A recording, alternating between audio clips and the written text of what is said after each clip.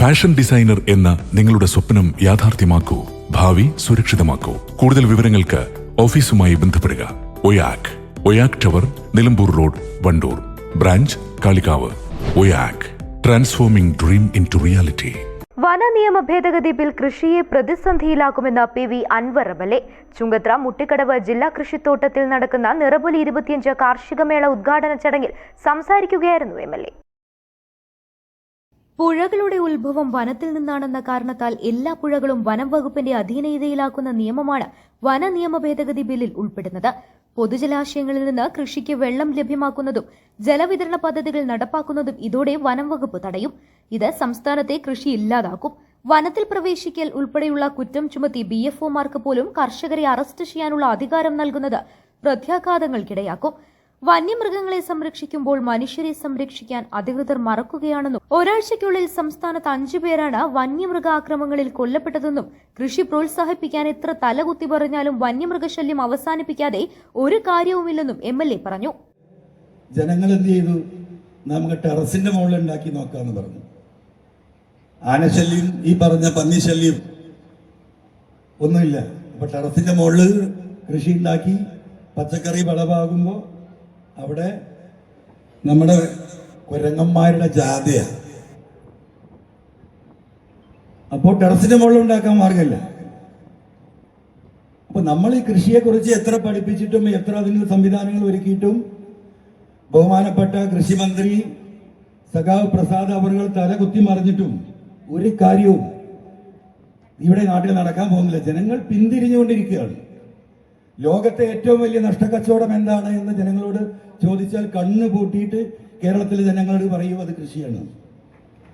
ആ അവസ്ഥയിലേക്ക് നമ്മളെ നാടിനെ എത്തിച്ചിരിക്കുന്നത് ഇവിടുത്തെ വനം വന്യജീവി വകുപ്പാണ്. വനം വന്യജീവി വകുപ്പ് കനിയാതെ ഇവിടെ ഒന്നും നടക്കില്ല. ഇപ്പൊ നമ്മളെ തൊട്ടടുത്ത വലിയ ഫാമാണ് മുണ്ടേരി ഫാം. ഞാൻ 2016 MLA വരുന്നത്. ആദ്യത്തെ മീറ്റിംഗ് വിളിച്ചപ്പോൾ അവിടുത്തെ വസ്തുതകൾ അന്വേഷിച്ചപ്പോൾ 1500 ഏക്കർ ഭൂമി ഉണ്ടായിരുന്നു.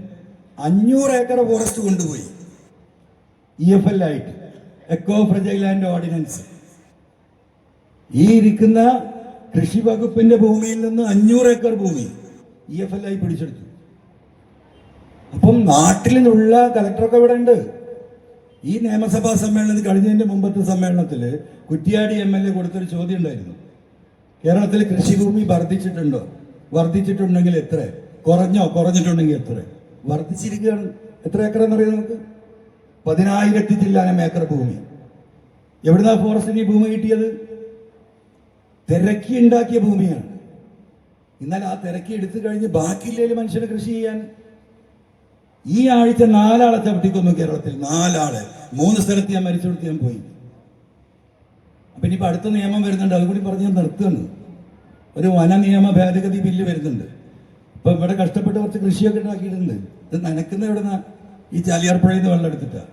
എടുക്കാൻ എന്താണ്? എന്തുകൊണ്ടാണ് എടുക്കുന്നത്?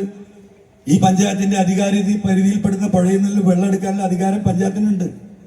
ഇപ്പൊ കേരളത്തിലെ മുഴുവൻ വാട്ടർ സോഴ്സുകളുടെയും അധികാരം ഫോറസ്റ്റിന് കൈമാറാൻ പോവുക ഈ ഭേദഗതി ബില്ല് ഇവിടെ പാസ്സായാൽ.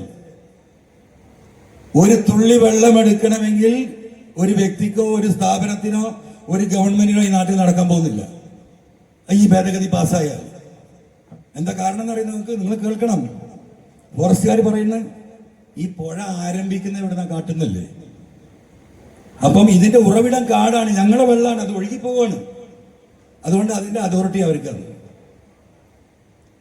ചൂണ്ടലിട്ട 25,000 ഫൈനുള്ളൂ. മനസ്സിലായില്ലേ? ഒരു തരി മണലെടുക്കാൻ പറ്റില്ല, മണ്ണെടുക്കാൻ. ഇപ്പൊ തന്നെ എന്താ സ്ഥിതി? 2 ആൾക്ക് ഉയരത്തിലെ മണ്ണും മണലും പുഴയില്ല. മഴ പെയ്താ അപ്പൊ വെള്ളപ്പൊക്ക, തൊടാൻ പാടില്ല.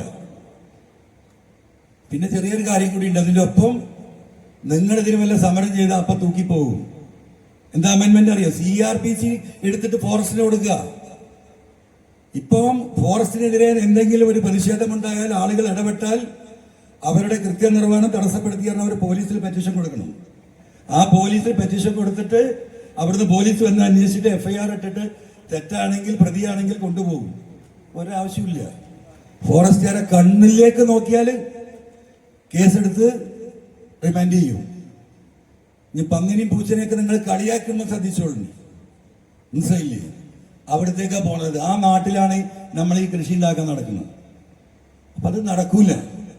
ഇപ്പൊ ബഹുമാനപ്പെട്ട മന്ത്രി ഈ മന്ത്രിസഭയിലുള്ള മന്ത്രിയാണ്, നിയമസഭാ സമ്മേളനം വരാൻ പോവാണ്. നല്ല കൃഷിക്കാരനാണ് മൂപ്പർക്ക് അറിയാം. മൂപ്പർക്ക് പിന്നെ പന്നിന്റെ ശല്യമുള്ളൂ, ആലപ്പുഴ വനമില്ലാത്തത്.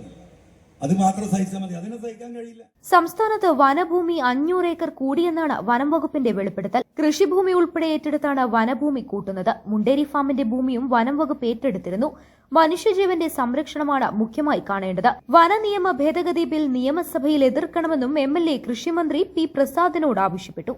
News bureau, Nilambur. സ്വന്തം ഹൈസ്പീഡ് ഇന്റർനെറ്റ്, നമ്മുടെ സ്വന്തം ഇന്റർനെറ്റ്.